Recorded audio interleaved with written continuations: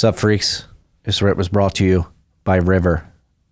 River's a Bitcoin company built by Bitcoiners for Bitcoiners the right way. There's no trusted third parties. They build all their infrastructure.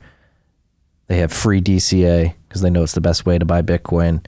So if you want to buy Bitcoin, you want to mine Bitcoin, you want to send Bitcoin over the Lightning Network, you want to plug into their Lightning Network API. If you're a developer, they're building all these tools for you. They also encourage self-custody. Again, they're Bitcoiners. They want to provide an on-ramp for you and then teach you and encourage you to take control of your own Bitcoin.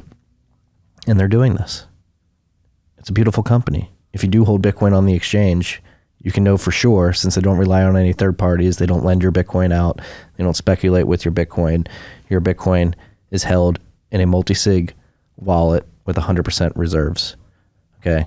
So go to river.com/TFTC, take advantage of the no-fee DCA. You set up your dollar cost average. You don't pay any fees on those buys. If you're a developer, they have their Lightning Network Services API that you can build on. You can send over Lightning. You can mine via River as well. You may have your exchange. You may be comfortable with it, but have you tried River yet? It's a question you have to ask yourself. If the answer is no, go try it. That's where all the Bitcoiners are hanging out. That's where I get my Bitcoin as well. River.com/TFTC. Thank you guys for listening. If you're listening on YouTube, please subscribe, set the notifications up as well. We're going to be putting out a lot of content this year. If you want to subscribe to the podcast feed as well, if you're not around your computer or not listening on YouTube, but you want to catch the podcast on the podcasting feeds, subscribe on your favorite podcasting app. And if you want to learn more about Bitcoin, I write a newsletter almost daily during the week. Go to tftc.io, subscribe on the website, and you'll get pure signal on Bitcoin, macroeconomics, geopolitics, whatever tickles my fancy that day. Thank you guys for joining us. Thank you for supporting the show. If you can subscribe, rate, review, goes a long way. We're trying to blow this up in 2023. Enjoy the rip.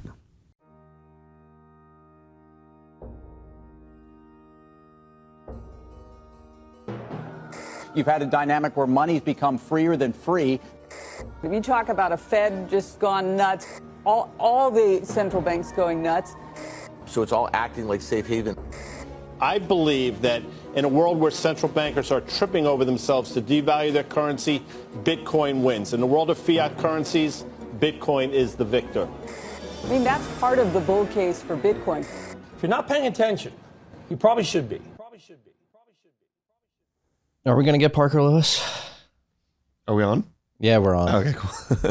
I think eventually we'll get him. But I think it's useful to have voices like his right now that are pushing back on it, you know? Yeah, what time is it? It's 10:18. We just sat down with Parker for like half an hour trying to pitch Nostr. He thinks it's a big distraction. And I think he does have a fair point there. Like, I think that, you know, speaking as a Bitcoiner who's probably been pretty distracted by Nostr recently, I mean, it's not a full distraction because there's still so much Bitcoin crossover happening, but I do see his point with sort of shiny object syndrome. And if there are people who are sort of like building core Lightning or Bitcoin infrastructure that are now much more focused on building Nostr infrastructure, then maybe Bitcoin does lose out on something in the process. Yeah. That's one thing I mentioned to him. Like, is Bitcoin in the second layers obviously not fully fleshed out, but fleshed out to a point where it's okay to go work on these shiny objects because it acts as an additive feature, like we were saying. Yeah. Right before we hit record, it seems like Nostr has been this Trojan horse orange pill for a lot of people. Yeah.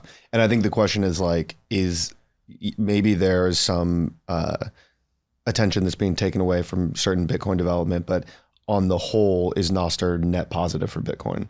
And I think it's definitely too early to say that, but I think there's other ways in which it could be really good for Bitcoin, such as new people who have never been using Lightning or Bitcoin before, who are being onboarded onto Nostr and are now orange pilled, basically. Yeah. Yeah, it's been fascinating to watch. But like, I also think, you know, Parker had interesting points that I think are important for people like us who are excited about Nostr to consider, which is like thinking about, what does it actually look like for people to be using Nostr? Are people willing to pay for relays? Like, does the end state of this actually look that decentralized, or is it going to fall victim to a lot of the same centralization pressures that other kind of platforms and protocols have experienced? And I think all those are good questions. Very good questions.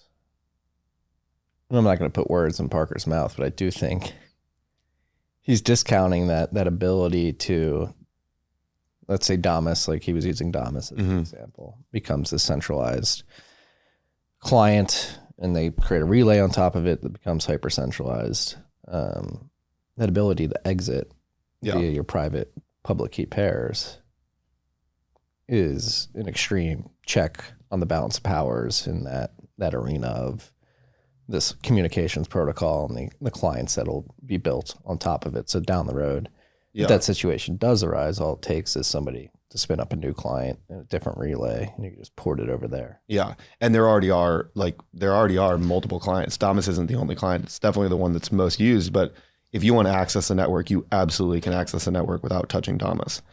And the kind of like example that I brought up was, if you think about Twitter right now, if you say something that Twitter doesn't like, and it's whether Jack's running it or Elon's running it, like at the end of the day, they can create the rules. And if you say something they don't like, they can ban you from the platform. And that's that. Whereas like in this world, it's almost like, imagine that you controlled your account regardless, and they could ban you from Twitter, but there's like Twitter Dark and there's Twitter 2, and you can still access those, and people who want to follow you can still follow you on those. So it's sort of like, that would actually be a much better situation than what we have with Twitter right now. You know, even if there were just a couple major clients that you could use, but the core function of like banishing a user and making their existence disappear is taken away from any of those clients. Yeah, no, I think it's important to really touch on the vernacular here. Like when you say like your followers can go follow you on those other clients, there's no action needed. They just need to access those other clients. And if they're already following your pub key, they will be following you there. They don't need to go find you. Yeah. And actually it's more likely, I think, in the Nostr world that it wouldn't be the clients that would be banning you, it would be like the relays. And so in theory, a user could actually, even if a relay bans you, someone who's following you on some client can still use that same client and continue following you, just making sure that they're connected to the new relay that you're connected to. Yeah. No, it's funny now I'm thinking about it. Like, they're not following you in the sense that they're following your profile page. Yeah. Associated with your pub key. They're like following you to that new relay.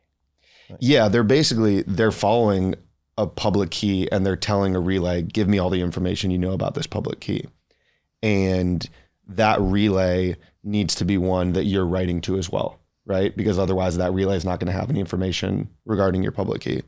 So it's like, I've been spending a ton of time thinking about Nostr recently, and the simplest way I can describe it is that you basically have three components, which is like the key pairs. Those are the users. There's the clients. That's how the users sort of like access the network. Those are the UIs. And then there's the relays, which are the servers. And everything about Nostr comes down to the interaction between those three components. And so a lot of, I think, figuring out, one, how to make this like usable just in general for everyday users is a lot of thinking around how those components interact. But then also, I think even more importantly, is like, if this is going to be a very robust free speech protocol, we need to make sure that there's ways in which users who have something to say, who are followed by people, can be banned by a client or by a relay. And then the people who want to hear what they have to say are still able to like find them and follow them and connect to the relays that they're connected to. And right now, a lot of that is kind of like technical and a little bit like you have to kind of understand these network components and figure them out. But I think that there's ways that we could make that a lot more seamless. Yeah. And I mean, I was going back. I thought I recorded my first episode with JB55 like a year ago, but I went back, looked through the tapes. It was just 6 months ago, towards the end of the summer in 2022. And right after we recorded that episode, I downloaded Damus, created my private public key pair, my profile, and sent out a few like, hello world, is this working messages on Nostr, and seeing where Damus, particularly as a client, has come from that point to now Like, it's not hard to imagine that these experiences that you just described will materialize at some point in the next 12, 24 months. Absolutely. I mean, I only got onto Damus like a month and a half ago when it finally was fully available in the App Store.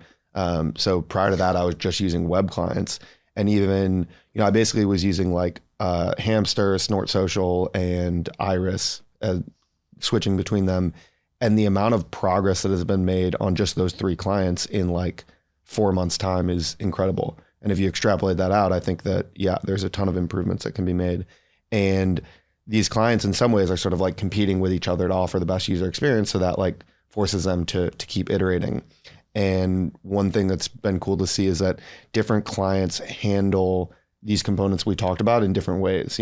Some clients kind of make relays really front and center and make that kind of a core part of you as a user figuring out how to use the platform, is like selecting the relays. Some kind of abstract that, and like the competition between these clients, I think, will help us figure out which of those approaches actually make sense. Yeah. And as we're finding, it's important to connect to good relays. Yes. I actually, I was going to say I tweeted it, but I didn't. What's the proper word? I posted it. I posted a note on Nostr about this, which was basically, in all my time using the network, the biggest improvements that I had in UX didn't come from clients. They came from selecting the right relays. Yeah. And so what's your thought? I mean, we've been talking about this, Myles and I. I'm sitting down with Myles Snider, by the way. Hey, everyone. We've been hanging out in the comments talking about this. I've caught the Nostr bug pretty hard, and just thinking of ways, because, I mean, yes, the user experience has gotten a lot better, and there's a lot of potential there on the experience side and the design side, but the business-minded part of me is like, holy crap, there's like an opportunity here, especially early on, if you can figure out how to create a beefy relay that does indexing and filtering correctly. Like, there's a very profitable business opportunity here. Yeah. And I think that, like, right now, 90% probably of users on Nostr also have a Lightning wallet, just because there's such a crossover there. And so what you've seen is people who have introduced paid services on Nostr have found willing sets of customers, like, immediately, who are willing to pay them over the Lightning Network for those services. And I think the first paid relay that I saw was, I think, the Zebedee guys did. And it was like 2,000 sats to access the relay. And it was a no-brainer for me, and a ton of other people just immediately paid, because the having a good relay can like really change your user experience. And so right now you've seen there's a website called relay.exchange that lists all the different paid relays, and they're between 1,000 and 200,000 sats to enter.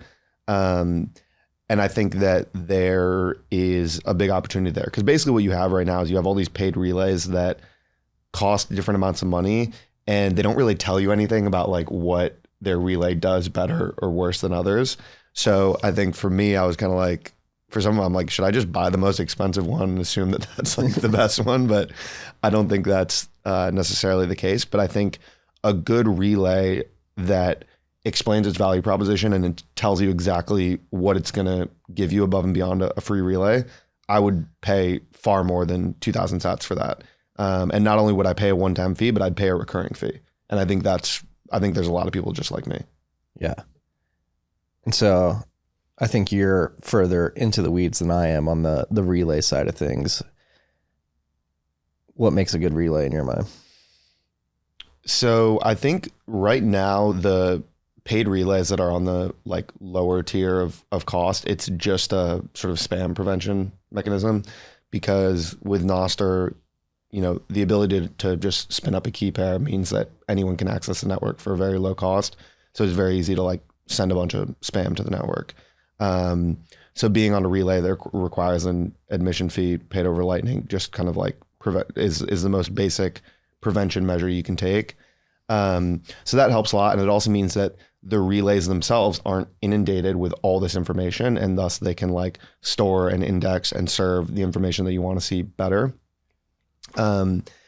What I think I would like to see in more paid relays is them giving me information about sort of their like performance.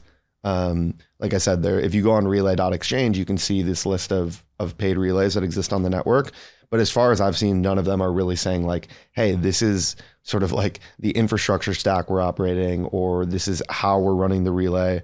I would like to compare relays based on like latency and performance and how fast they can serve things and all of that. Because yeah, that ultimately makes the Nostr user experience what it is. Well, I joined my first paid relay yesterday, and actually, which one did you join? I think it was like Bitcoin Maximalist Nostr, but it wasn't because it was Bitcoin Maximalist. There was a relay exchange site similar to that. It wasn't that site, but it had the latency. Oh, really? Oh, yeah. There is one that does show, I think, latency. So I picked the relay with the lowest latency. Yeah. And decided I paid 10,000 sats for it. Yeah. One-time entry fee. And I think the one-time entry fee right now is just because that's the easiest thing to implement. But like one of the things that, I work at Kollider, which is a Lightning Network company. And we're also building on Nostr. And one of the things we did recently was in our Lightning wallet, we made it so that you can get a notification to your Nostr DMs anytime you get a deposit to your Lightning wallet. And it's just kind of a cool feature that we're playing around with to see how you could bridge this like decentralized messaging protocol with Lightning. But one of the things that you could do with that as well is like just make a recurring payment for a relay. You know, you could make it so that every month you get a DM to your, to your Nostr profile, goes directly to a client. And, some clients are now going to be integrating wallets, and you could just like pay an invoice right from there. And then you get access to that relay again for a month. Well, even within I imagine you guys could build it out in the Kollider wallet extension, which allows you to store your Nostr private public key pair. Mm-hmm. Like you can make it so like you can go into your settings of Kollider wallet and say, hey, if this relay pings me and asks me to pay an invoice, just automatically pay it up to a certain limit. Totally. Yeah. And that would be, that could be handled entirely on the Kollider wallet end. But if you wanted to make it more sort of like decentralized, you could use the Nostr messages, which I think is like an interesting thing that we're seeing emerge. Like, there's this conference that's happening in Costa Rica all around Nostr, and like every communication you get about the conference just happens through Nostr DMs. You don't even have to sign up with like an email to get notifications. And that's pretty cool just from like a privacy perspective. Like you can now communicate with people over these encrypted DMs without even having to give an email address, like no identifiable information. Yeah. That's Nostr+LN. No, I've experienced that flow because I think I'm going to go down to Nostr+LN. Yeah, me you too. Pull the trigger as well. Yeah. Yeah, it's fascinating. I feel like it's I haven't experienced this kind of like grassroots excitement about a technology since I like first discovered Bitcoin. And I just kind of feel like this first conference is going to be special, and I feel like I have to be there. Yeah, it definitely feels like, all right, if you're there, you're going to be at the ground floor or something. Yeah. Pretty miraculous. And going back to like the paid relay thing, many people may hear this like, oh, like you're just trying to exploit this open protocol to make a profit. And yeah, it's true, but that's sort of the beauty of the incentive system. It's very similar to Bitcoin, where you're incentivized to plug in miners to reap the rewards of the block reward. Similar with Nostr, you're incentivized to build good services that can get you a profit because people want it. Like, there is this economic incentive to provide a good experience on top of this protocol. Yeah, and there's not only an economic incentive, but like imagine if Bitcoin didn't exist and you were trying to build Nostr, right? And you're like, all right, I'm going to set up a paid relay, but you have to, I got to go through Stripe and you got to plug in your credit card. Like it wouldn't work in the same way. Not only would it create a bunch more hurdles, but it's also going to create these like choke points all around the network based on kind of like centralized payments providers. And I think the beauty of Nostr is that we all recognize that Nostr can be made a lot better through paid services. And there's this natural money layer for Nostr that has emerged that is decentralized, happens at the speed of light, no barriers to entry, and that's Lightning Network. And it's like, it feels almost like there's like, it's something special that these things like happened and merged in the way that they did. Yeah, no, it really validates the thesis that many Bitcoiners have been talking about for many years. I mean, I'll just talk about me, particularly in the newsletter. Like when Web 3.0 became a huge meme during the last bull cycle, I was like, this is completely stupid. Like, it doesn't make any sense to spin up blockchains for these particular web applications that have tokens attached to them that have a floating value dependent on who's flowing, trying to trade that token at any given point in time. Like I wrote newsletters 2 years ago that were like, the real Web 3.0 is not blockchains everywhere. It's combining open source protocols and just injecting Bitcoin into them. Yeah. Which Nostr is a perfect example of that. It is a perfect example of it. And I think that for so long, there's been this idea that the only way to do decentralized social media was to do it on a blockchain. And so I think there were all these different approaches that were tried. And like, I generally have an interest in free speech. So I've kind of played around with all these platforms, you know, like Steam, DeSo, BitClout, Farcaster. Like I've used all of them just because I'm kind of curious.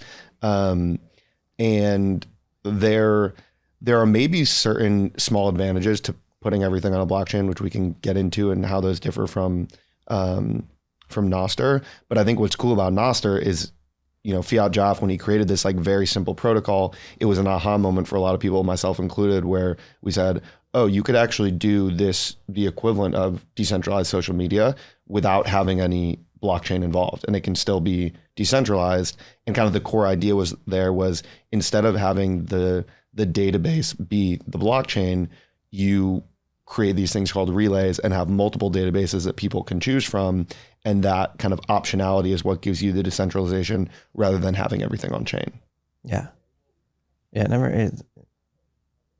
It always came back to like the energy for me. Like it never would have made sense to have like proof of work chains, like expending a shit ton of energy just to secure these social media apps. Yeah. Bitcoin does that with the money. Just create these distributed protocols for communications, which Nostr is notes and other stuff relayed. Notes and other stuff transmitted by relays. Transmitted by relays. And similarly, like with RSS feed podcasting 2.0, like RSS is open protocol, boom, Lightning, public address in the RSS feed. Now people can stream us sats as they listen to this episode. Ghost, open source CMS. Thank you for playing around with it. Shout out to Kollider for pumping the bent paywall. Well, it's just like I feel like I have fun using things like that because I'm always looking for excuses to pay for things with Lightning because it's a great experience, and like doing it all from the web and just 2 clicks to access basically a paywall is like a really cool user experience that I wish more publications had that option. Yeah. Wall Street Journal, Bloomberg, New York Times. I don't read your rags much anymore, but there are times when particularly Bloomberg, it happens to me the most because they have a lot of good coverage of economic activity in different parts of the world. And if I reach my 5 article limit for the month, I stop reading Bloomberg. I just wait till the next month. And it's like they'll ask you, hey, sign up for this $5 a month subscription, which I don't want to do, but I would actually pay like 50 cents to $1 just to read the article, you know? And I would probably end up, you know, I might do that a few times a month, depending on the publication. So I think that it could be a good monetization route for them. But really quickly, I want to go back to sort of like the Web3 approach versus the Nostr approach. And so having used a bunch of these protocols in the past, I think the one advantage you have to them is the Web3 approach is basically to say, we're going to, you know, like right now, Twitter is its own database, right? And everyone writes to that same database and reads from that same database. The problem is it's owned by a company, so they can shut you out and censor you. The sort of Web3 approach is saying, let's replace Twitter, the company, with this on-chain database. So it's not controlled by any one company or individual. The advantage that you get there is that like there's one canonical database that all these clients are looking at, So it's really easy to like switch between clients and still access all of your information, all of your followers, everything, right? With Nostr, it gets a little more complicated because there's this like third component of which relays are you using. So you might switch between clients, but if your relay set's not the exact same, you're not getting all of the same information that you got with another client. I think that ultimately that's a sort of like UX hurdle that can absolutely be solved. And two, I think it's ultimately a much better solution because it gives you sort of more optionality, more redundancy, and the idea of even doing all this stuff on chain, I think is kind of inherently flawed because you either bloat up a chain that can't really handle all that information, or you like spin up a new chain from scratch that's custom designed to do this. And those chains end up being super centralized. They often have their own token that doesn't really make sense. And you just create a lot of problems with that. Yeah, you mentioned Steam. That brought back some memories. I mean, that was the first iteration of this attempted social media. It was a blogging platform. It was like Medium on a blockchain, yeah. Yeah, shout out to Dan Larimer. The perennial scammer. Well, I will say, like, the thing that Steam at least was an aha moment for me was that you could switch between clients and still access like the same service. And so I think that like that idea is quite cool and quite useful, but you do get that with Nostr. There's just this added component of relays and making sure that like relay selection is done well and that you are using the same relays across clients. Basically what I'm saying is you can still get 100% of the user experience of any kind of like Web3 social media platform on Nostr.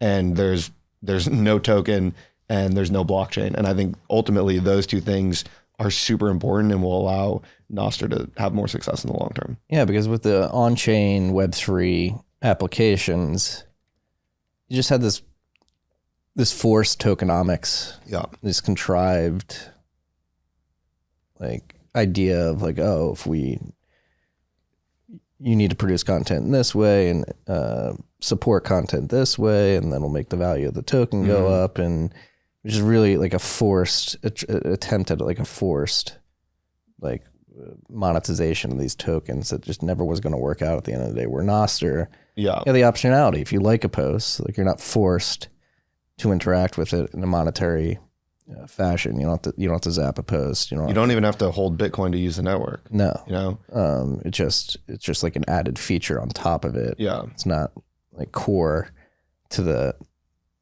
mechanical facilitation of the platform. Yeah, which like tokenomics fucks up everything. Tokenomics does fuck up everything, and it's like I think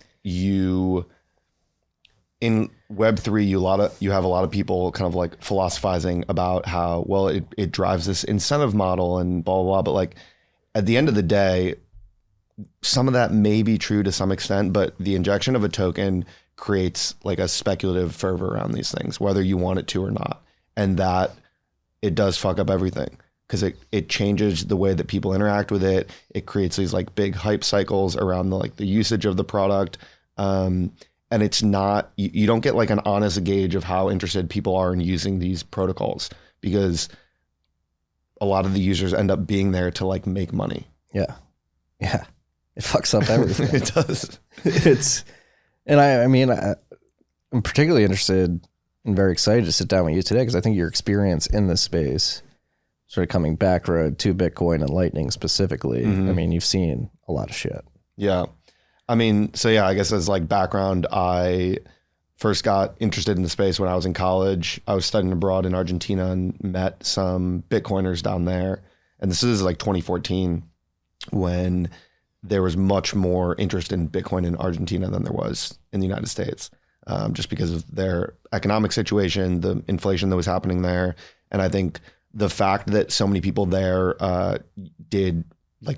bought dollars and held dollars made them more comfortable with the idea of like, we need a money system that's outside of the control of our government. And so then I came back to college my senior year. I wrote my senior thesis all about like crypto and its use cases in developing economies. That was focused on Bitcoin and stable coins. And then kind of like just continued down the rabbit hole, but definitely went the route of being much more like crypto focused. I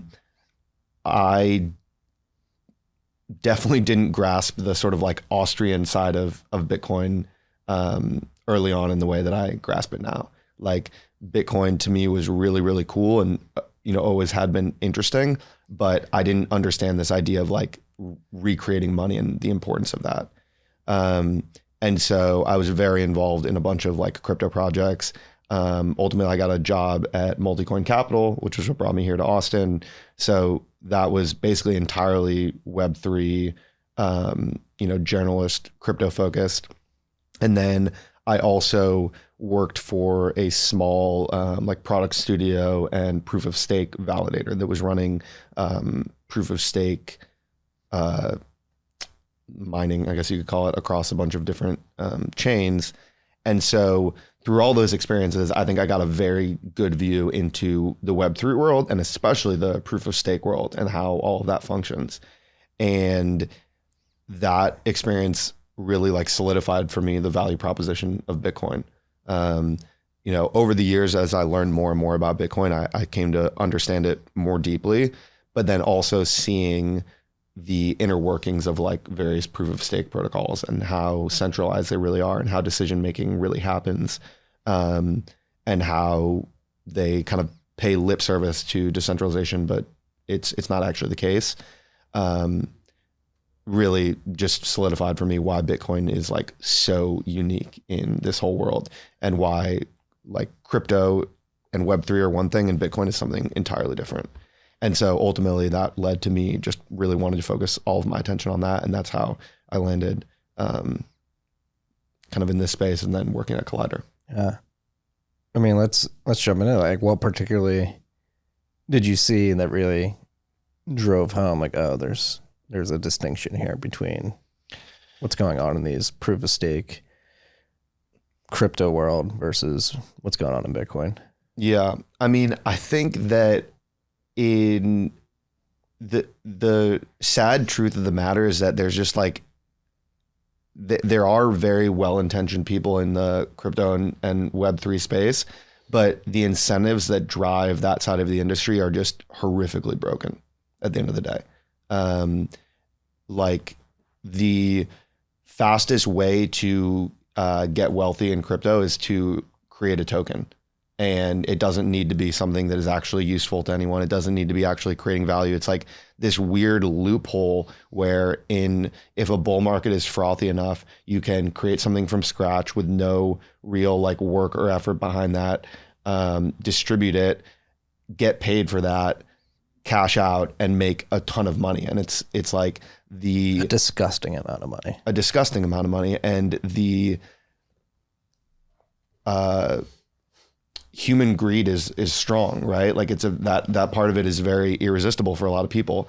And it's screwed up that you have, I think what is nice about Bitcoin is that like, if you want to build something in Bitcoin, it has to actually be useful. And so it's harder to be building Bitcoin companies, right? Like there's fewer people who have made these life-changing amounts of wealth in just a couple of years in Bitcoin, because in order to do so, you'd have to build like a real company with a real business model and profit and all that. In Web3, you just see a lot of people who are able to kind of do that in this roundabout, like scammy way. And so that was definitely a big part of it. Like seeing that happen many times over in different ways, it just starts to like chip away at you. And, there's like it doesn't align with like my ethics and my views on the world and kind of what I want to be pouring my energy into. There's a surprising amount of people from that world who make a ton of money and become super depressed, because I think deep down they realized that they didn't make that in a way that was like deserving, or they took advantage of people in the process of making that. And so I just found in the Bitcoin world, there's like a much more honest and like I feel so good about the work that we do in Bitcoin. It means a ton to me, and I think it's like really net positive for the world. And I didn't feel that way working in the Web3 world. Yeah, I mentioned I didn't have a great night's sleep last night, but most nights I sleep fine.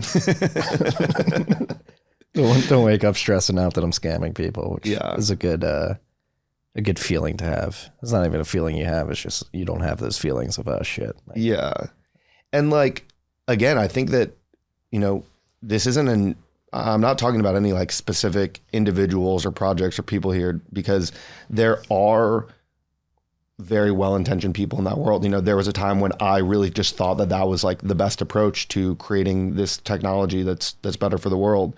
But I think when I was really honest with myself and took a step back and just looked at that side of the industry as a whole, you just see a lot of stuff that doesn't sit right with you. And that just kind of on the, like, I guess the like money making side, but then there's also, being involved in the proof of stake world, you just see a lot of people you see a lot of these, like chains, protocols, whatever you want to call them, that claim to be decentralized. And it's like, there's a bunch of people in a Telegram chat that's like maybe 20 people who are making really big decisions about, what happens with these projects, like hard forks and changes to the monetary policy and things like that are happening in these very centralized ways. Yeah. No, that was during like the ICO boom of like 2017, 2018, like the leaked Telegram chats, like screenshots getting onto Twitter of people being like, all right, we're to game this system to pump the token. Oh yeah, absolutely. And it's like many people who are pretty well known in the space, like in these Telegram chats. And it's just like, yeah, I don't think they sleep well at night. No, but I think it's just so easy for a lot of people to fall into that because they are able to turn a profit, and like, yeah, it's just really easy. And this, if I understand correctly, like it jaded you from the industry for a couple of years. Like you stepped away. I didn't ever fully step away. I was working on the product studio and proof of stake validator, but I was a lot less publicly involved in the industry for that reason. So like kind of when I forget what year, I think it was 2018 that I left Multicoin and joined Greymass, which was the product studio. And that kind of also coincided with the market. Yeah, cooling down a lot. So I wasn't doing as much, when I was at Multicoin, I was doing a lot of like public writing, and stuff like that. Very like active on Twitter. I think I used to go after you on Twitter. You might have. Yeah. That's probably true. I feel like there's a bunch of like Bitcoin people. And it's funny too, because like Ryan Gentry, who he and I worked at Multicoin together. It's cool to see him in the Lightning space now too. But when I joined Greymass, I was much more in like a product kind of role. And so I just wasn't doing as much public facing work, but I also just felt like I had a lot less to say, because at that time I was kind of like wrestling with what side of the industry I wanted to be in, like, and trying to figure out whether there was something I could do that was much more focused on Bitcoin that could be impactful. And, so I think I just like, I was still in the industry, but I was less like involved for a while. And then it was really sort of within the last like couple of years that I started paying a lot more attention to Lightning, started using it a lot more, and got really, really excited about like an area of Bitcoin where I felt like I could like contribute and be really excited about and do cool stuff that like advanced the ecosystem. Yeah. So now you're at Kollider. What particularly about the Lightning Network excites you? So I think that the first time that I used the Lightning Network, it was like this aha moment, because I'd used all the other like fast blockchains, and it was faster than all of them. And it was like, oh wow, you can make payments truly at the speed of light, peer to peer, and you don't have to put any of it on chain. It makes Solana look slow for doing these transfers. So that was just exciting to me, because I think the idea of being able to do things in like a much faster way is appealing. And so, yeah, I think it was like just the user experience of using Lightning for the first time in probably 2 years. It had been since I had used Lightning prior, and the experience was not good when I first used it. And so I was like, okay, I think this is like really maturing. And then just thinking through the possibilities of what you could do when Bitcoin went from being this like very, very hard monetary asset that was really slow to transfer around to being this hard monetary asset that became like 10,000 times more dynamic overnight. So thinking about like micro payments and streaming payments and like little mini payments to prevent spam and things like that. Just when I thought through those possibilities that Lightning enabled, I just realized there was like so much to work on in that space that, you know, like for the next several years, I figured that would be probably like the most exciting part of Bitcoin. However, I kind of joked that when I was like spending a couple of years just doing research, I was looking at like the top of the stack, which was Lightning Network, and then the bottom of the stack, which was mining. Because I also became very interested in the synthesis of like the energy world with the Bitcoin mining world, which I still think is fascinating, but I don't know as much about it. Yeah, I remember, God, it had to be like a year ago now at this point. AJ and Drew from Cathedra were telling me that they were talking to you, like, you have to connect with Myles. He's like really into this. Well, that all happened because I listened to your podcast with them. And I was like, oh, these guys think about the world in a very similar way as I do. And I still think that side of things, which is like how Bitcoin mining and energy in general like come together, is just this like massive part of things that still feels very underrated. Extremely underrated. I mean, every part of the stack is extremely underrated. I mean, that's our core thesis at 1031, is that still, even though we've gone through all these cycles, we've had this most recent cycle of these epic blowups of monstrous proportion, still to this day, people don't realize the opportunity that exists in Bitcoin from a functionality, utility perspective, and then from like an investment perspective. Like a Bitcoin only VC fund is still viewed as like cute and an anomaly and contrarian in the allocation space and quote unquote crypto, which is like when you talk about Lightning, like all these applications that you just listed off, like peer-to-peer payments, streaming payments, paywalled content, paywalled API calls, like spam prevention. Yep. Like we're just scratching the surface. Like there's many more applications that we can't even fathom right now that will come to the fore via Lightning. And then mining and the intersection with the energy sector. Like mining is going to be part of the energy stack. Yeah. Like the biggest miners in the world will not be Bitcoin first. Like people will just buy ASICs, find cheap electricity and plug them in. Just the way the economics of mining work, it's going to be the energy producers. They have the access to the cheapest forms of energy. Yeah. Since they're creating it. Yeah. They're going to become Bitcoiners as well. Bitcoin is going to be, like Michael Tanguma, 1031, he likes to say this all the time, like we're in that period, like in the 90s, where people are like, oh, you're going to be an internet company, and like saying an internet company today is like completely crazy. Every like, company is. Every company is. Like in the future, every company will be a Bitcoin company. Like this whole concept of Bitcoin companies will be laughed at a decade or two from now, because it's just like, oh yeah, everybody needs a Bitcoin. Everyone uses money, yeah. But yeah, and I mean, to your point, you kind of briefly touched on this, but like Bitcoin has been very steady throughout all of these market cycles, and like sure, its price goes up and down, but it doesn't.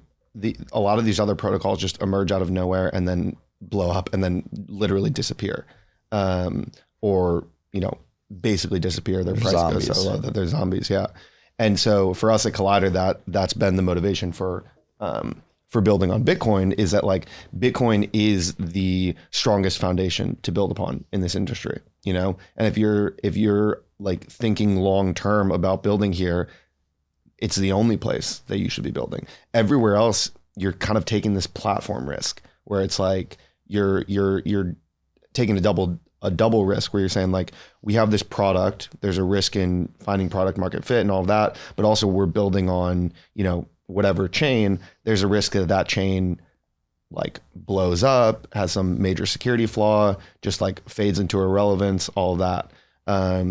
with Bitcoin, we just feel so confident in Bitcoin's long-term trajectory that that's the only place where we're going to build. Yeah. Well, let's jump into Kollider because it's a really cool product that it's pretty versatile too. Yeah. So Kollider is kind of a family of products built on top of Lightning Network, and now to an increasing extent Nostr.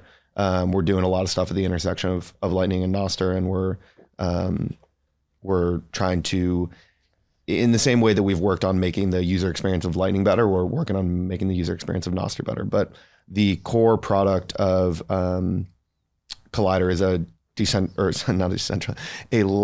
Lightning native derivatives exchange. So, and in the future, we'll be building a Lightning native spot exchange. And kind of the idea behind that is that we have an exchange, and it is a centralized exchange, but the money that moves onto and off the exchange happens entirely over Lightning rails.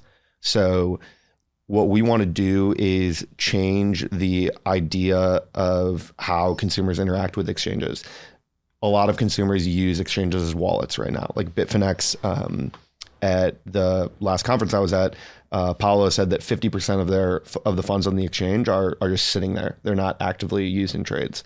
So basically 50% of people on Bitfinex are using it as a wallet. We think that exchanges should be simply places where trades are executed. So the only time you should have money on an exchange is when it's in an active or open trade.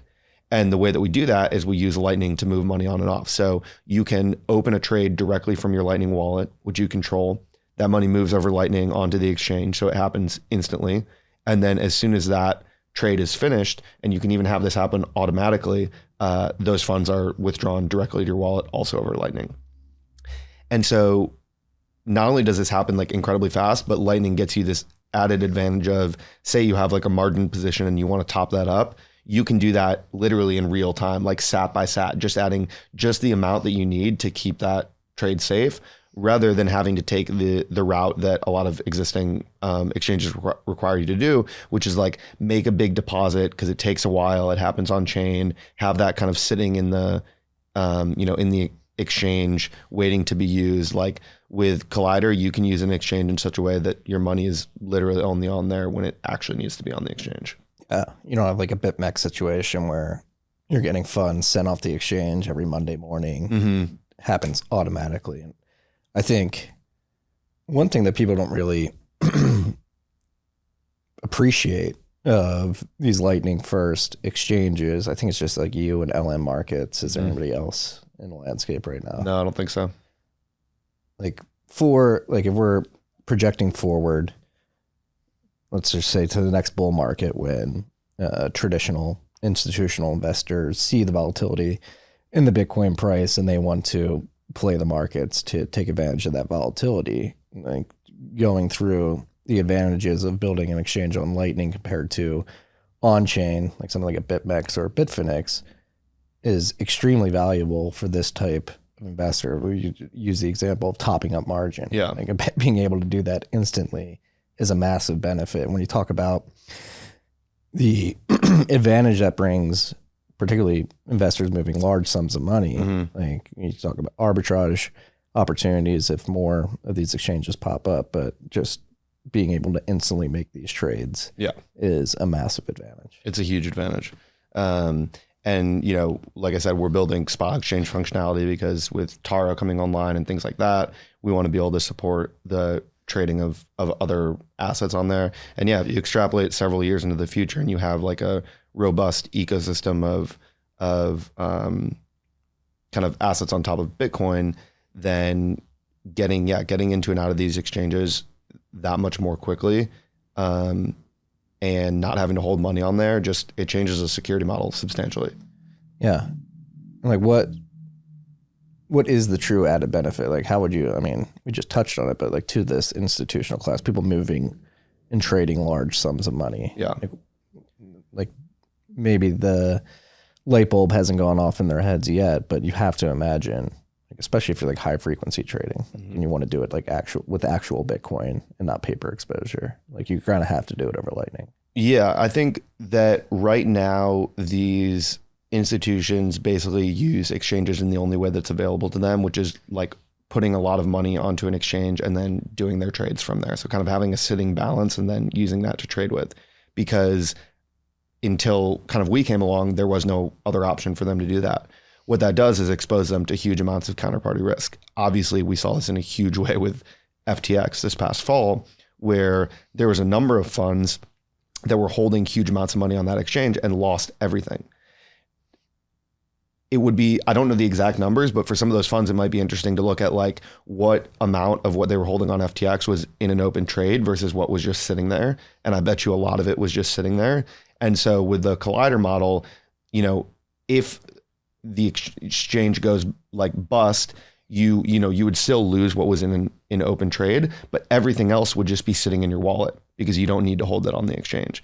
And so I think as institutions start to realize that that option is there and they can eliminate their counterparty risk so significantly, like that counterparty risk is just, it's very quantifiable in a dollar sense. So, and it's very prevalent throughout this space particularly. Yeah. And has been for 15 years almost. And I think what a lot of these institutions, what happened with FTX was that so many of them saw FTX as this like very reputable company. Like they didn't worry about keeping their funds on there because it was funded by prominent VCs. You know, Sam was meeting with Congress, like FTX was sponsoring like Tom Brady and sports stadiums and all that. And so for them, I think it was this huge wake up call of like, even the exchanges that we consider the best of the best, the blue chip, we still are taking on massive risk by keeping our funds on there.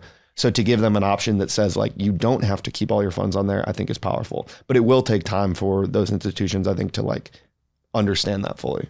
Yeah. Slow moving institutions, as we've come to find. Yeah. The Winklevi were convinced that there was going to be an ETF in 2014.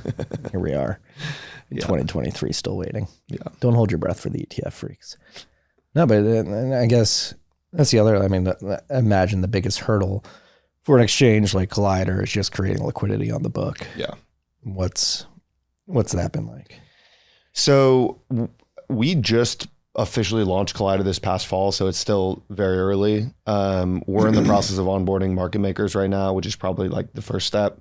But I think it's going to have to be kind of like a slow and steady process, you know, sort of like I've told people, you know, when you compare Lightning Network to other kind of like Web3 protocols, it looks a lot different in that, you know, you look at like Olympus DAO or something that was really big in the last cycle, right? The chart looks like this. It goes up and then it comes crashing down.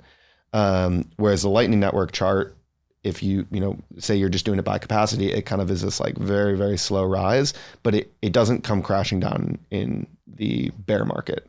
And so I think with like we are seeing the growth of Lightning Network. We're seeing the onboarding of more users, and it's definitely happening, but it's happening slowly and steadily. And so we are just kind of focused on making sure that users of Lightning understand that we exist, understand the advantages of using Kollider, and then if they want to engage in trading activity, they have a venue to do that natively within Lightning. Yeah. And then you guys are added these value-added products. Again, it's a family of products. Yeah. And I think one thing that you guys are doing that is extremely creative to bring market makers to Kollider is the synthetic dollar product. Yeah. So we have the exchange is kind of the core product, and then we have these synthetic stable coins, and then we also have Kollider Wallet, which is a browser-based Lightning wallet with a really easy to use and simple UX that I should say it's a Lightning and Nostr sort of wallet. But so yeah, I'm trying to think of which one makes sense to start with. I guess the wallet, what we wanted to do was we just wanted to create a really easy to use experience for Lightning users. Like make it very simple to onboard, make it so that people didn't have to deal with like seed phrases or sort of the like really complex stuff.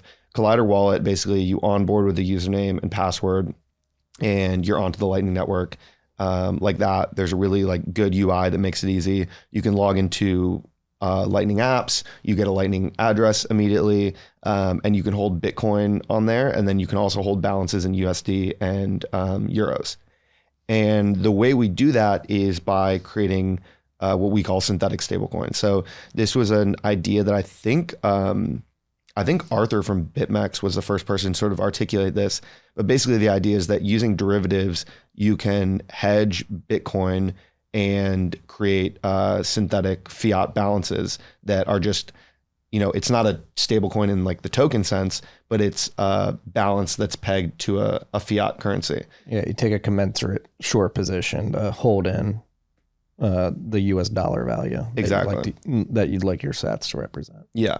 So for Kollider Wallet, you can hold your balance in Bitcoin, you can hold sats, and then you can also easily convert that to USD or Euro. And what happens on the back end is on the exchange, we create a hedged position on those sats that then kind of shows up in your wallet as a dollar or euro stablecoin.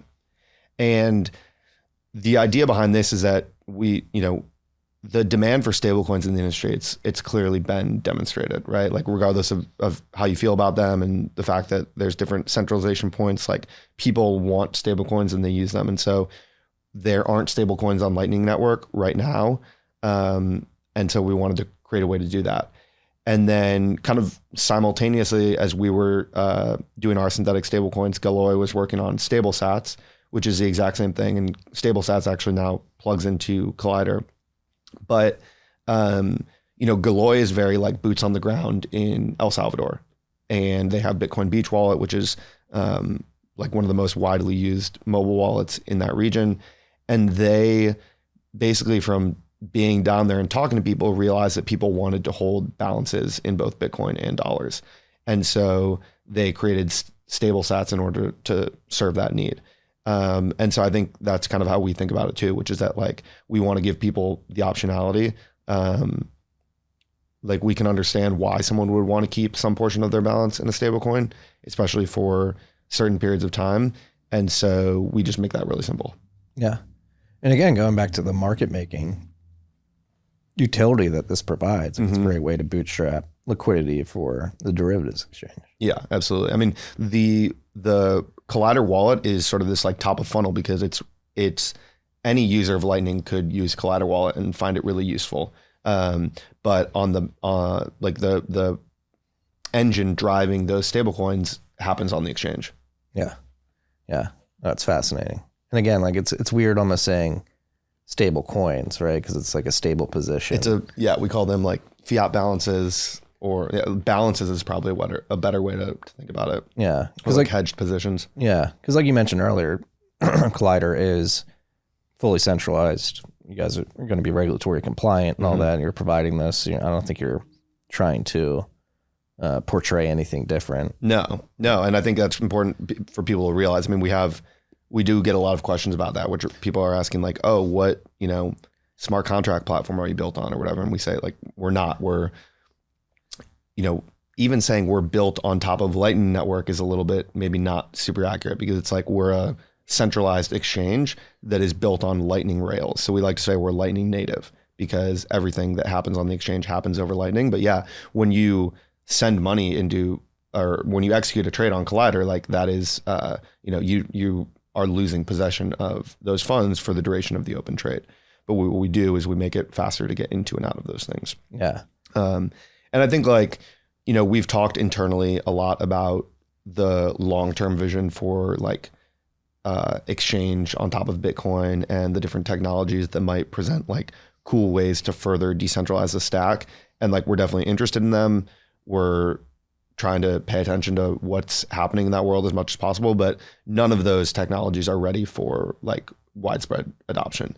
And so we kind of think of that as like something that we'll consider more in the future.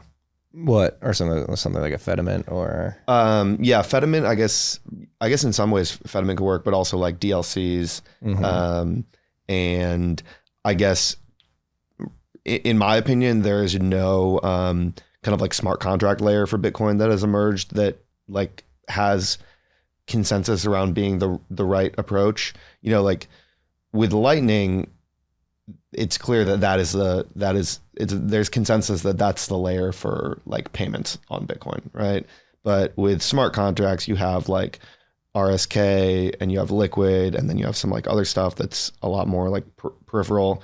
And so we don't think there's any like one layer that makes sense to build smart contracts on top of.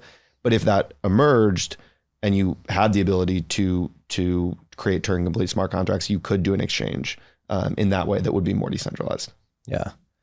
No, it's fascinating. But like going back to synthetic dollars versus stable coins, what are the trade-offs there?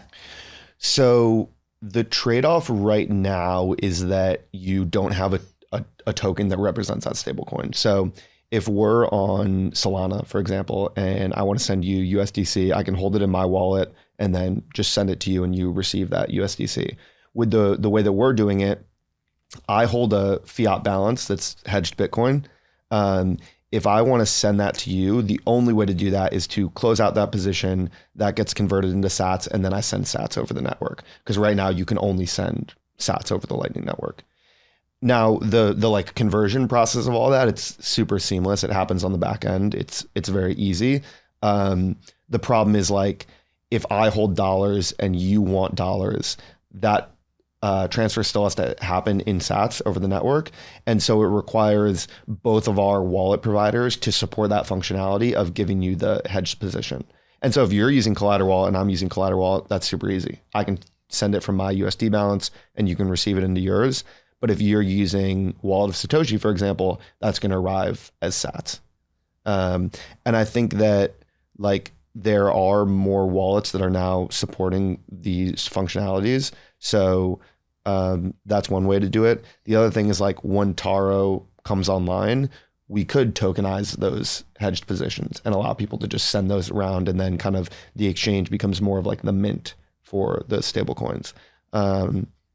I'm not necessarily sure what the right approach is. And then the other question is like, once you have say like USDC and USDT on Lightning Network, what are people going to prefer? The synthetic fiat balances or the sort of like classic centralized stablecoins? Yeah.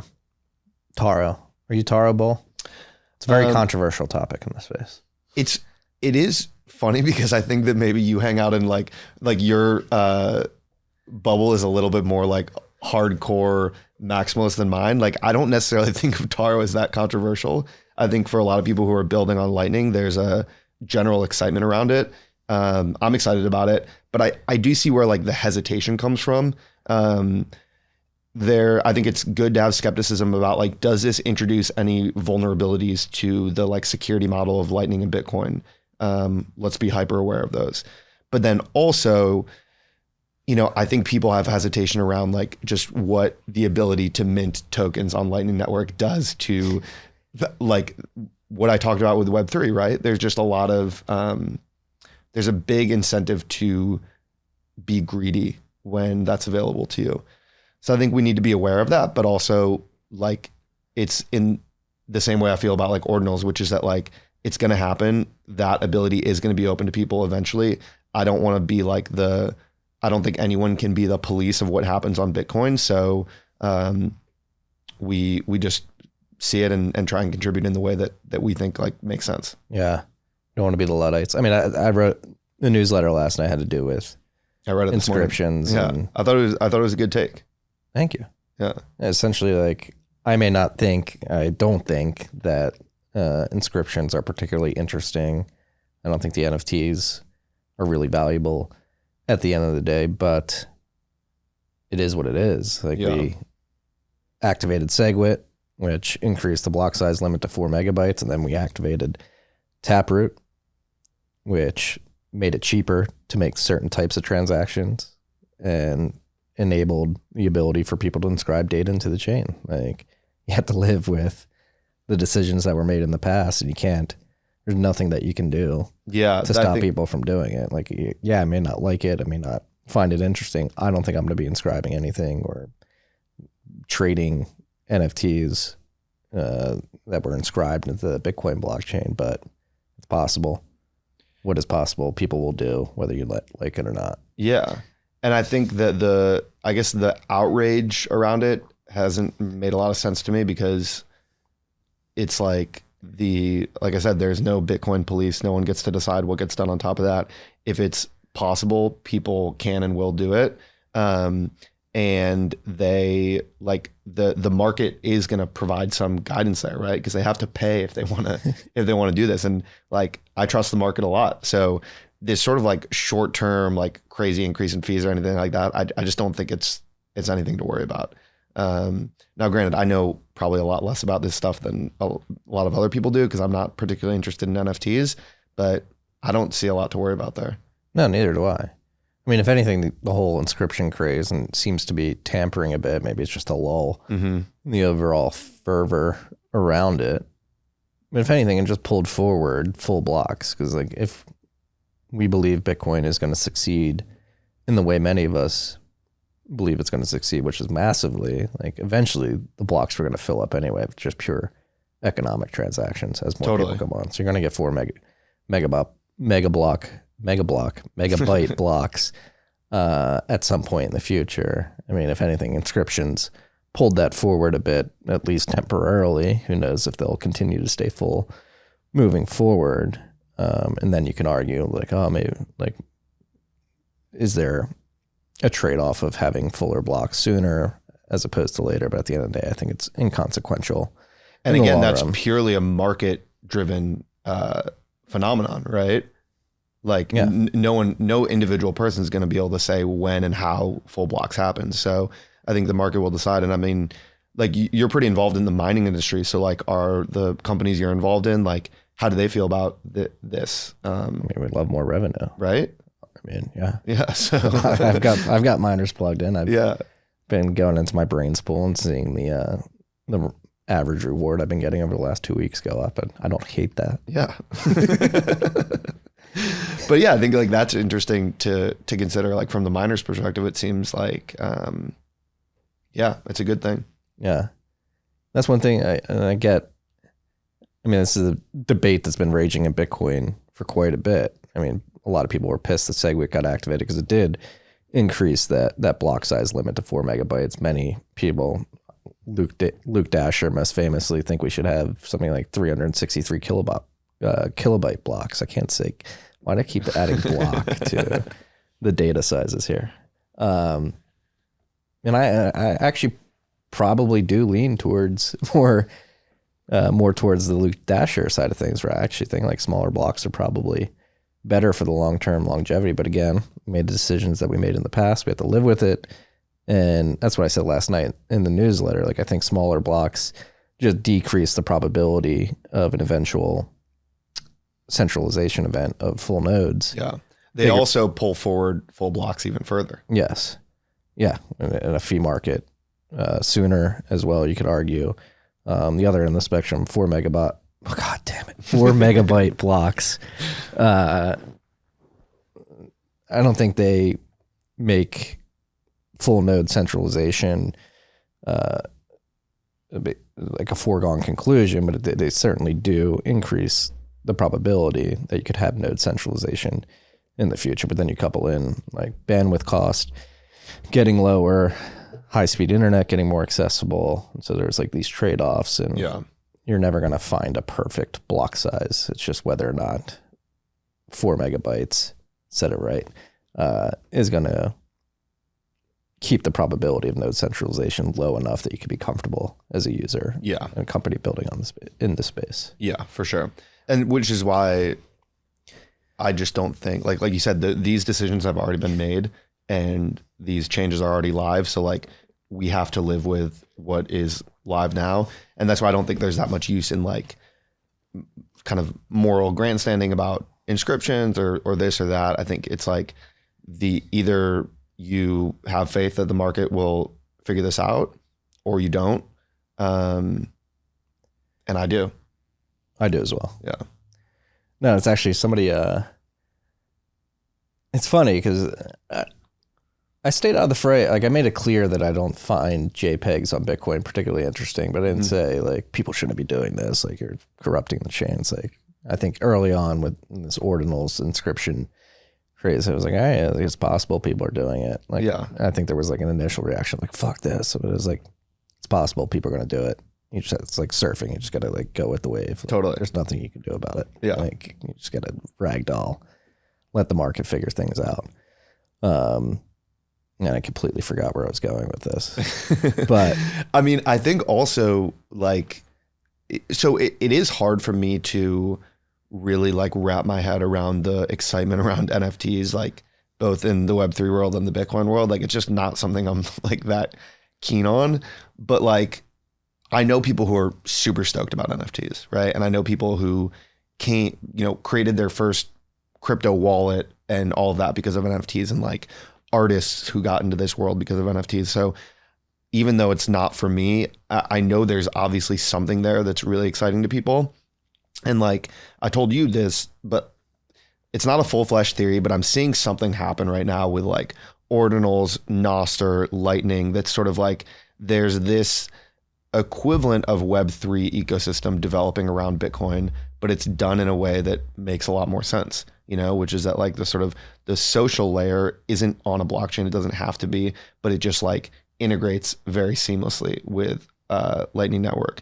The like kind of content layer around like value for value and podcasting 2.0, also not built on chain in any way, but like seamlessly integrates with the payments. And then you have inscriptions, which I know a lot less about, but like I saw that DZ did this thing where he was like, you could buy the inscription using Lightning, and then like it gets connected to your Nostr account and all that. And like, I just think it's cool to see that kind of stuff. I think it's cool that like developers are really excited and they're playing around with these things, and that you're getting more like organic activity that at its base layer has Bitcoin as the money.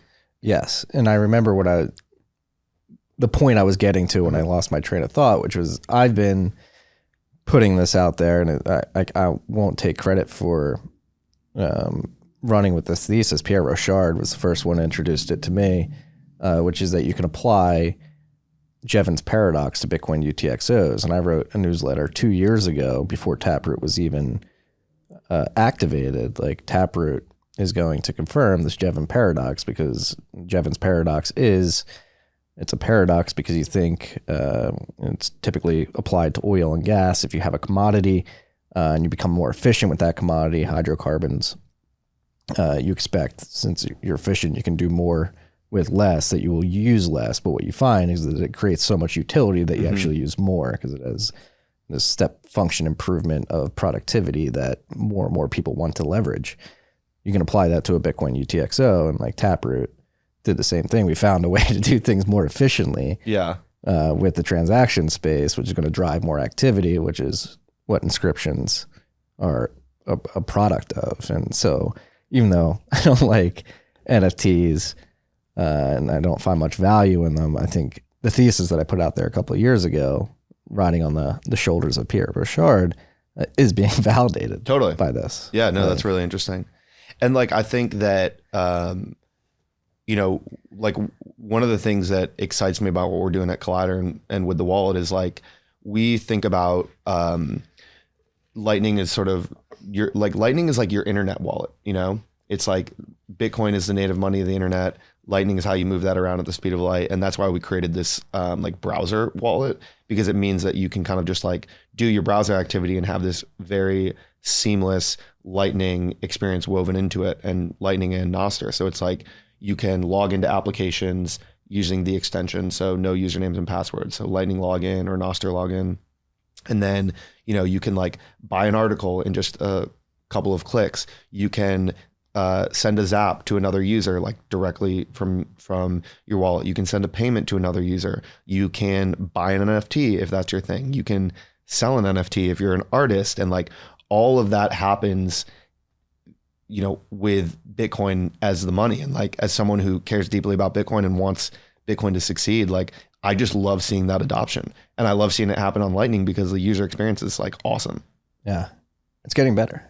People are still sleeping on all this though. They're definitely sleeping on it. Like, what would you say to people out there still like Bitcoin's cute, Lightning doesn't have any, like, we'll use the perfect example of Bitcoin locked up on Lightning versus like DeFi protocols. Like Yes. It's such an apples to orange comparison. No one like does a better job than Lynn Alden of debunking that. She wrote an article that I can't remember what the name of it is, but she published it on Swan, I think, where she talks about why that comparison doesn't make any sense.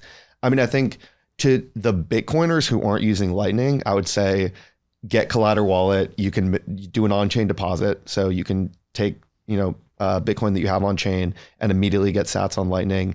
And then, we created like a Lightning onboarding guide with a bunch of like applications you can use. And it's like, if you're a Bitcoiner who hasn't yet used Lightning, get on there, give it a try, play around with some of these applications and see what you can do with Lightning.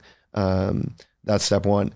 If you're someone who's kind of like outside of that whole system and you think like, you're still skeptical about Bitcoin generally, and Lightning as well, I guess my suggestion would be the same, is like use it, like if you're excited about Web3 and you've used some of those applications, but you haven't tried out Lightning yet, you're missing out on what I think is like some of the most exciting stuff happening. Signal. Yeah. And like real, there's a lot of really incredible user experiences. And it's not to say that Lightning doesn't still have issues and there's more to be solved. Nostr has a ton of issues, but these things are getting better and better. And they're now at the point where, depending on how you access the network, but like I'd feel pretty comfortable onboarding, like, I don't know, one of my siblings who isn't into crypto directly onto Lightning using Collider wallet. And I feel confident that they could use it and have a good experience. Yeah. No, it's pretty cool because you guys have the suite. Like, not only do you make it easy to sign in using your Nostr private key, or to automatically pay Lightning paywalls when they populate on a particular web page, like TFTC every once in a while. But you have the suite of apps too that you can connect to. Yeah. Like Bit Refills integrated. Stacker News. Yeah. There was this one called micropay.ai, which is like allowing you to access some of these like AI services, just paying like per individual query. Podcasting 2.0 apps,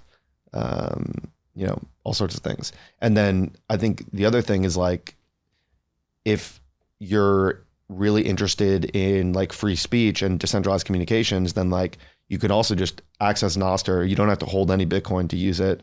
But probably eventually you're going to want to get some Bitcoin, or if you start using Nostr and start posting good stuff, like people are going to send you Bitcoin, and eventually you're just going to have some. So, I think that's what a lot of what excites me about Nostr is like people are just gonna they're going to be brought into the Bitcoin ecosystem by virtue of just using Nostr. I've been zapped 500,000 sats in the last week. No way. Yeah, that's insane. 500,000 sats freaks. Do you must have the Damus test flight version, right? No, I've got the iOS version. No, but the regular iOS version I don't think has zaps yet. No, I can't zap from Damus. People zapping me. Got it. Okay. So I just put my LN address into my profile. Yeah. So people can zap me. Yeah. I have to go on like Nostagram to zap others. Yeah. Using Collider wallet. Yeah, or like Snort. Yeah. But yeah, I mean, it, like again, like Collider wallet makes it so that it's just like it's literally like 2 clicks. I think I want to zap and confirm. Yeah. Yeah. And this is actually interesting. So I feel like when I was several years ago in the industry, when I first got exposed to like a lot of Nick Szabo's writing, there was a very famous piece he wrote about micropayments. Do you know the one I'm talking about? Mental transactions are too much. Yeah. And I don't want to say I don't want to say I disagree with Nick Szabo on one of the biggest Bitcoin podcasts, but like maybe in this one area, because my personal experience is that it doesn't. Like my personal experience is that the seamlessness of Lightning makes it so that I don't even think about it. I'm just like, boom, great, easy. And I think like you see that on Stacker News, you're seeing that with Zaps. I'm seeing it with like the TFTC paywalled content, but I've found that to me, Lightning has created the first experience where the usability is so clean and quick that micropayments actually make sense. So I guess I wanted to ask you, like, what are your thoughts on that? No, I think, again, I don't want to disagree with Nick Szabo on my podcast either, but I don't know, that was like the biggest pushback with the paywall on the bet. It's like nobody's going to use it. Last Friday's article was the most paid for article, and like more and more people are beginning to interact with it. I actually think Nostr is playing a big part in that, where people are on Nostr set up with Lightning wallets, and if I syndicate it there, they're more likely to go through the process of actually paying the invoice. But yeah, no, I think podcasting 2.0 too. Like if you can set it and forget it, like I can pull up my Zeus node right now, and I can almost guarantee you'll see a bunch of transactions, like 8 sets, 10 sets, 2 sets, 20 sets. Like those are fractions of a penny that people are just streaming to my node every minute of every day. Like maybe it is niche, and maybe the Zeba's thesis will be proven right in the long run. But as of right now, people are certainly sending microtransactions. I guess like when I think about like even before Nostr, you know, when I had Kollider wallet set up, I had sats in there, and I pull up a TFTC article and it says like 25 cents. Like maybe there is some little like transaction, like mental transaction that goes into that. But generally I'm going somewhere to read an article that from the headline or whatever else I've seen, I know I want to read. And like, if the cost was $5, I'd probably weigh that a lot. But like for 25 cents, when I know it's going to take me 2 clicks, there's very little mental transaction costs. Yeah. If it was 25 cents and I had to enter a credit card, different story. So it's like, what do you think has changed that? Because for me, it feels like Lightning itself, with how quick and how cheap and how fast it is. Well, so for TFTC, for our paywall, I actually bumped it up. I 3x'd the price to 75 cents a few weeks ago just to see if people would pay that much for it. And they have. We've obviously we've got more sats, but like, most importantly, we've had the same amount, if not more, people actually paying the paywall, which has been great to see. Like that, like trying to figure out what is that price point that people are willing to pay. And as right now, 75 cents seems to be a nice area for us particularly. But originally when it was 25 cents, I had this idea of a gumball machine, like going back to like when you're a kid, you put a quarter in the gumball machine. Like I just wanted to create that experience on the web. Yeah. It was just easy. Like you're at the barber shop, there's a gumball machine in the corner. Like, Dad, give me a quarter. Yeah. And he's like, yeah, here, take a quarter, put it in. Yeah. Like you even have the little confetti that pops up. Yeah. So like that's why I set it at 25 cents. Originally, it was just to recreate that gumball machine experience with content on the web. And it seems where you get that instant gratification. You turn the knob, the gumball starts swirling around here. You click 2 buttons and boom, the content's there. Yeah. And like, I think that how much makes sense to do in those situations is going to depend a lot on the publication, right? Like you've built a lot of trust with your audience.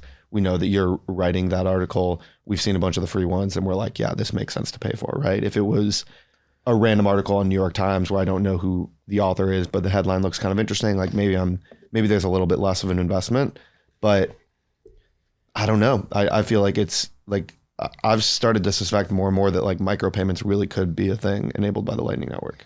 Yeah. And even if it's not like person to person, I want to be clear, not person to person. I'm using person to person intentionally instead of peer to peer. Like micropayments for like automatic API calls, like peer to peer API calls makes a lot of sense. Like that's something API services are obviously very useful to people, and monetizing those as granularly as possible with you just pay for what you call makes a lot of sense. And if you can automate that and pay half a penny per API hit, like that makes a lot of sense to me. Yeah, I agree.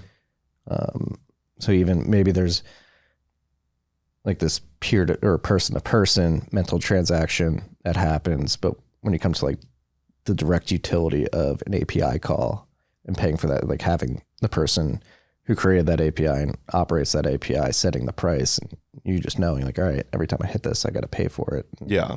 It's so useful to me that, yeah, obviously it's worth paying for it. Yeah. And I think like setting, like being able to have settings in the background that allow you to just set limits and stuff like that. Like one idea that we were playing around with early on with Nostr was like, right now, in order to, like, you can't just put an image on Nostr, you have to host that image somewhere. And And so we were thinking about like, oh, what if we made it really easy to just like host images on Nostr via Kollider wallet, but we required people to pay in order to do that, pay some small fraction so it doesn't get spammed or whatever. And like we didn't end up building it because we were focused on other things, but like I still think something like that could be interesting, especially if it's like, you have a bunch, say Damus creates an in-app wallet, you've got a bunch of sats loaded up in there, and you set a setting that says like, yeah, pay 5 sats every time I upload a picture. Don't go over 100 sats in a day or something. I don't know. And then you don't even have to think about it on a individual basis, but you could still play around with different models. Yeah, totally. And I think one thing we've recently integrated at TFTC is we're using Midjourney to create our thumbnails. And I don't even know what I pay per month for the subscription, the Midjourney, to be able to create these images, but I'd much rather pay per image created. Totally. Like just have direct connection with Midjourney, with my Lightning wallet, set those limits that you described per month, and just pay per image I generate using the Lightning Network.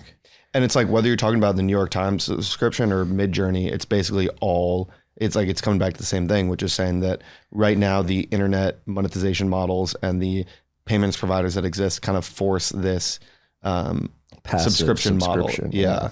But for most users, the preference would be to pay per usage. Yeah. Pay for what I consume. Yeah.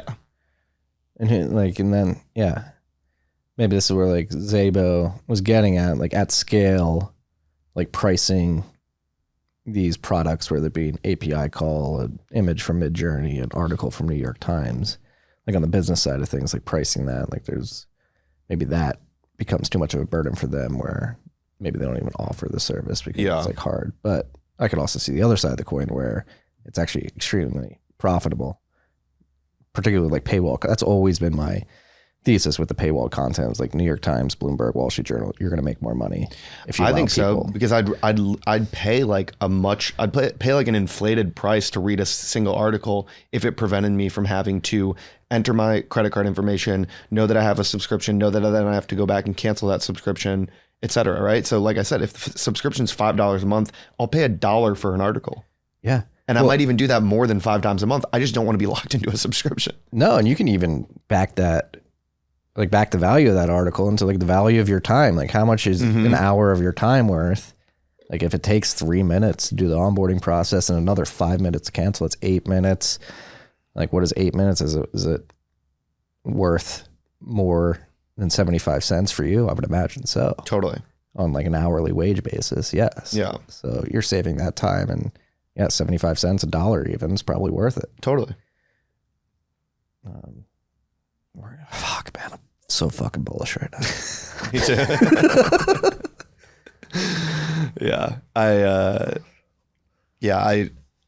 I maybe, like Parker said, have been like distracted by Nostr recently, but the Nostr Bitcoin crossover is just like I think about them having a very symbiotic relationship. So it's like I'm thinking about both, and that's what gets me so excited about them. Well, that's the other thing too, is that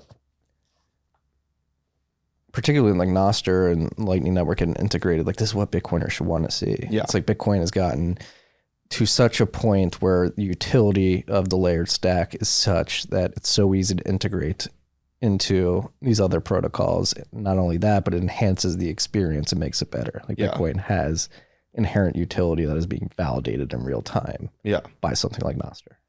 Like, it's like, wouldn't it be great if social media, internet commerce, and content were all powered by a Bitcoin standard? Like any Bitcoiner is going to say yes. Like that's what's happening. Yeah. In real time. Yeah. Like that's the thing. Like we can discount zaps, just like throw zaps out the window, which who knows, it could be a fad. Maybe people realize like 6 months from now that maybe I shouldn't be like zapping all these sats. Like, I'd rather save this Bitcoin. Paid relays. Mm-hmm. Like you only make the experience such that you can do it in a much more private fashion and much quicker fashion over the Lightning Network.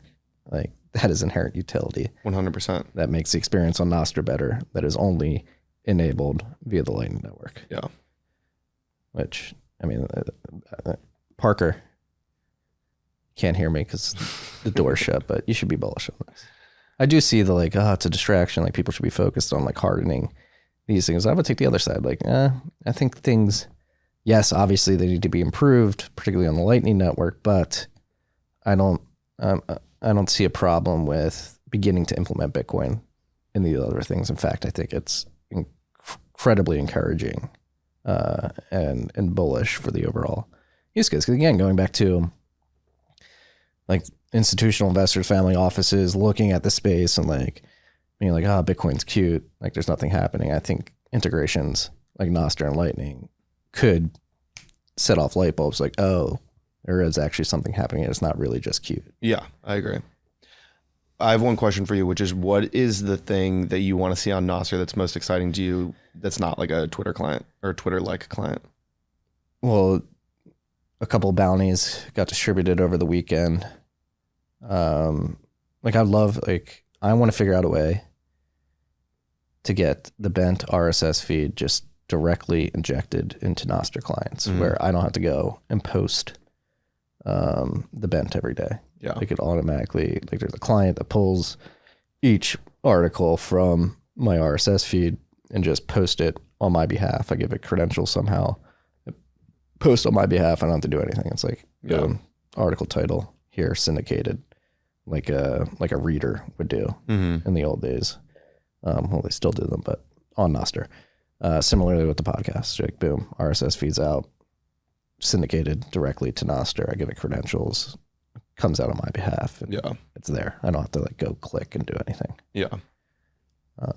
As for my business and my content and the media arm of what we're doing here, that would be a massive value add for me. Yeah. Yeah, I think I definitely agree with that. I think what Jack has talked about with these like different micro apps is pretty exciting.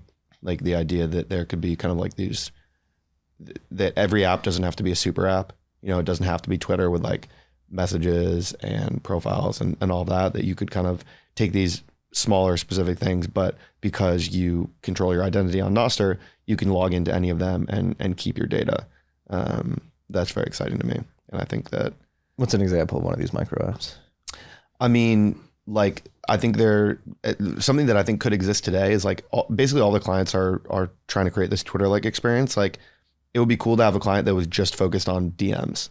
So it's basically just a messaging client, right? So that, you know, and it just provided a really clean and easy to use like Nostr DM experience, kind of like email, but on Nostr. Yeah.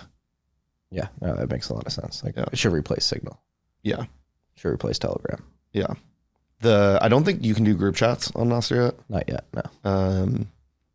But yeah, I mean, I think like there's so many of these things that it's just the amount of interest and the amount of like smart people who I'm seeing who are like tackling these problems in such a short period of time is crazy. And if that trend continues, like I'm just incredibly bullish on what's going to happen in the Nostr ecosystem. There's so many people working on interesting ideas. There's this guy, I think his name's Mike Digler, who's working on like a new protocol for how relays are selected. And like, it's pretty above my head, but from what I can understand about it, it would improve things substantially. And like, this is just one guy who came in with a really good idea about how to improve it. He's building it. And like, that's probably going to go live soon. Is he related to Dirk Diggler? I'm sure you get that a lot, Mike. Do you know him? No. You'll have to have him on the podcast and ask him. I will. No, but yeah.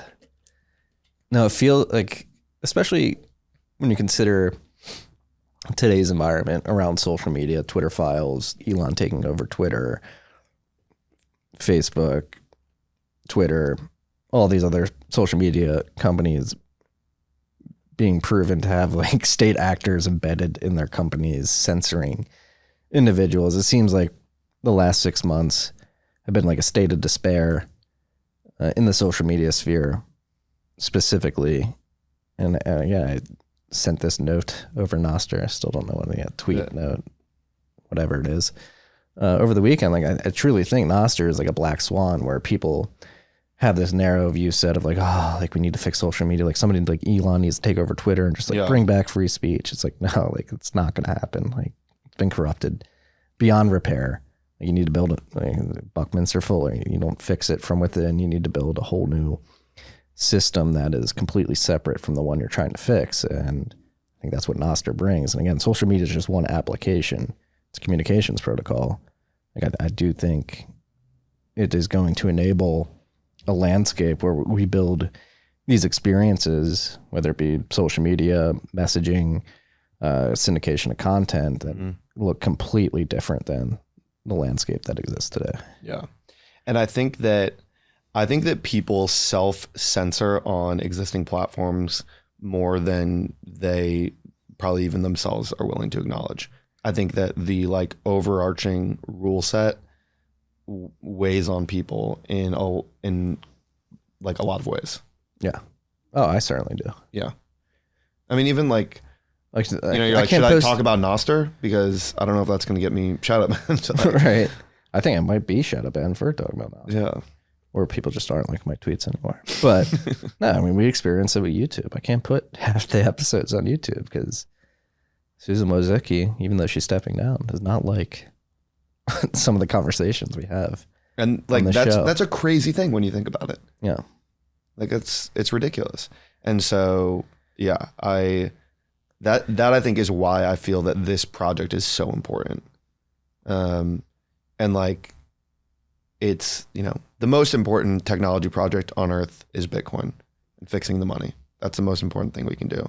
But I think free speech would be the next thing, in my opinion. Well, that's why we fucking have it outside the studio. Fix the money, fix the world. Like, I don't think Nostr would be as hopeful for Nostr if Bitcoin didn't exist. Because again, going back to like this incentive, like you always had this bootstrapping problem with these distributed systems, whether it be BitTorrent, podcasting, and now social media. How do you fucking monetize? Yeah. Like, you have this literal protocol layer that just fits right in. It's like, oh, this is how you do it. Yeah. It's like, I think everyone is questioning like, all right, what is the incentive system to get people to run relays, to get people to provide this infrastructure and all that? And it's like, the incentive system is that you just create a market for it. And we're actually able to do that on Nostr from day one because we have Bitcoin and the Lightning Network. If that weren't there, the frictions to being able to exchange money within the system would be too high to allow a real market to develop around these things. So that I think is why I feel like very positive about the trajectory that Nostr is going to go, because I think it allows these market dynamics to just take place from day one. Yeah. It's a beautiful thing. It is a beautiful thing. What should we leave the freaks with? I think that I mean, this is obviously a podcast that a ton of Bitcoiners listen to. And I think I'm sometimes surprised by the amount of Bitcoiners I meet who like haven't used Lightning at all yet. And now probably haven't used Nostr. So if you're a Bitcoiner and you care deeply about Bitcoin, then I think give Lightning a try, give Nostr a try.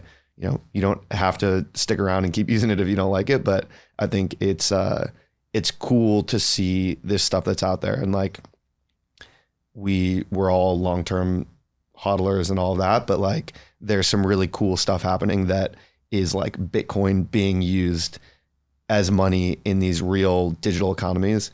And I think more people should experience that. I seen it. I have.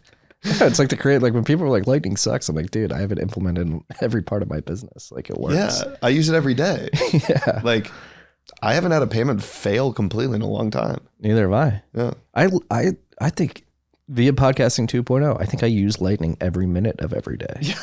There you go. Literally. Yeah. Like it's allowed me to stack a lot more sats than, that's the other thing too. Like if you can set up your business in a way where you're compatible to Lightning Network and you're implementing these business models, podcasting 2.0, you put your LN address on Nostr so people can zap you, like you can accumulate more sats. Absolutely. And at the very least, like you can have some sats that you can then go like spend and send to other users, or like I can't tell you the number of people who I've onboarded now where I'm like, give them access to Kollider Wall and I'm like, let me send you some sats to get started, just to like kickstart their ability to participate in the Lightning economy. Yeah. Yeah, you do that. You send them a link to like a paywall banner, like pay for this. And like, wow, I need to go buy Bitcoin. That is one of the first things I usually do. Oh, thank you, sir. Myles, it's been a pleasure. Thanks for having me. We got to do this much more often, especially since you're right here in the comments. Absolutely. All right. That's all we got today. That's all we have today, freaks. Peace and love. Dickie.